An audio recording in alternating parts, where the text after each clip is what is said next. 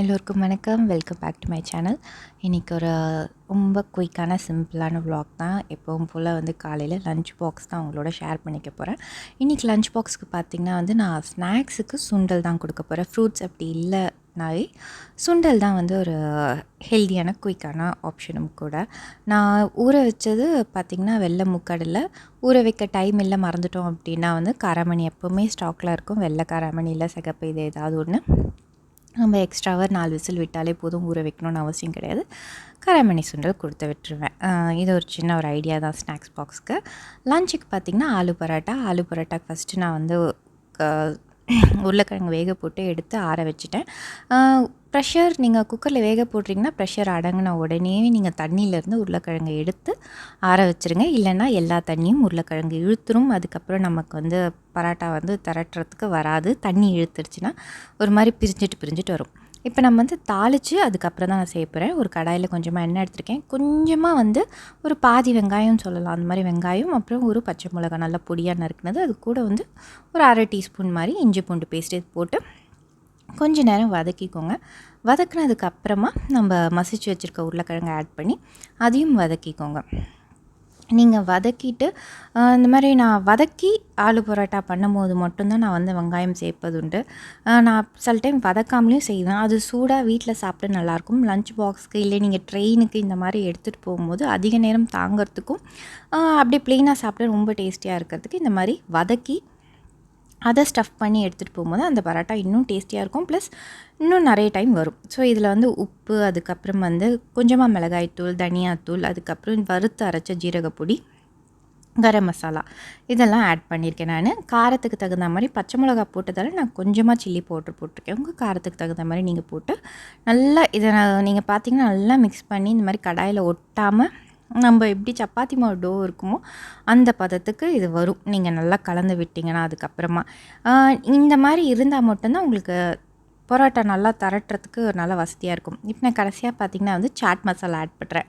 Chat masala இல்லைன்னா நீங்கள் amchur powder, சில பேர் ஆம்ச்சூர் பவுடர், சாட் மசாலா இது எல்லாமே சேர்த்து ஆட் பண்ணுவாங்க.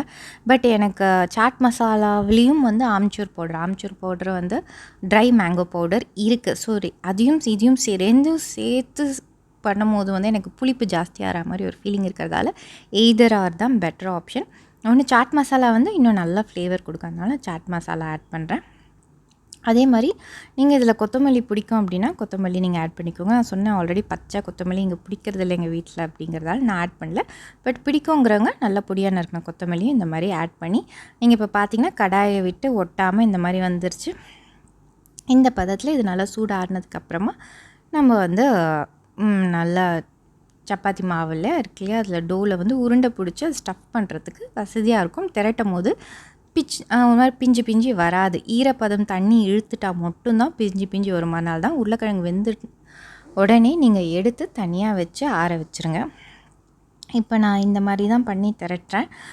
நீங்கள் ஒரு வாட்டி குட்டியாக திரட்டி அதுக்கப்புறம் உள்ளே வச்சும் சில பேர் பண்ணுவாங்க. நான் இந்த மாதிரி நம்ம கொழுக்கட்டைக்கு எப்படி பண்ணுவோமோ அந்த மாதிரி பிடிச்சிட்டு நடுவில் ஸ்டஃபிங், நான் ஸ்டஃபிங் நிறைய ஸ்டஃபிங் உள்ளே எவ்வளோ டம்ப் பண்ண முடியுமோ பண்ணி தான் திரட்டுவேன்.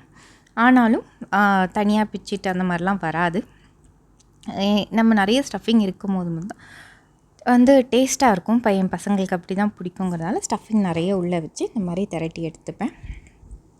உங்களுக்கு எப்படி விருப்பமோ நீங்கள் செய்யலாம். கம்மியாக ஸ்டஃபிங்கு இல்லை ஜாஸ்தி ஸ்டஃபிங்.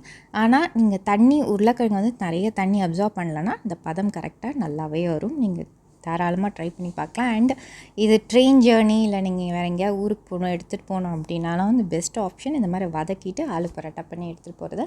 ஒரு நைட் வெளியே இருந்தாலும் தாங்கும். இது கண்டிப்பாக தாங்கும். நானே எடுத்துகிட்டு போயிருக்கேன். காலேஜ் ட்ரிப்லாம் போகும்போது இது கண்டிப்பாக ஒரு நைட் ஃபுல்லாக இருந்தாலும் நாங்கள் மறுநாள் பிரேக்ஃபாஸ்ட்டுக்கும் இதை சாப்பிட்டது உண்டு. நல்லாயிருக்கும் இந்த மாதிரி வதக்கிட்டு நீங்கள் எடுத்துகிட்டு போகும்போது.